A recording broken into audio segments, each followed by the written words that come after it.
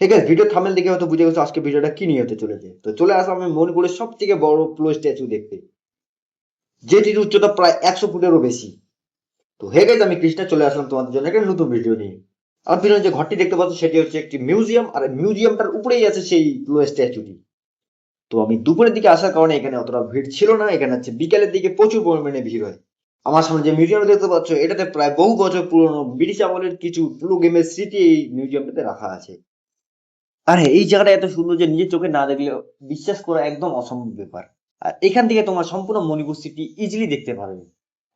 তো চলো বেশি কথা না বলে স্ট্যাচুটা দেখা যাক।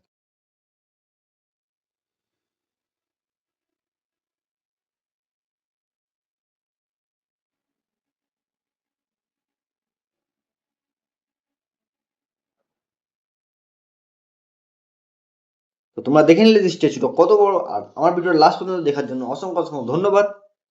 আর হ্যাঁ, অবশ্যই আমি নেক্সট ভিডিওতে সেই মিউজিয়ামটার ভিতরে কি কি আছে সেটি অবশ্যই তোমাদেরকে দেখানোর চেষ্টা করবো।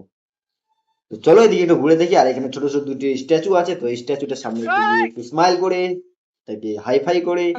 তো চলো আজকে ভিডিওটা এখানে পর্যন্ত শেষ করি। ততক্ষণ চলো সুস্থ থাকবেন, ভালো থাকবেন, দেখা হবে আবার এই নতুন ভিডিওর সাথে।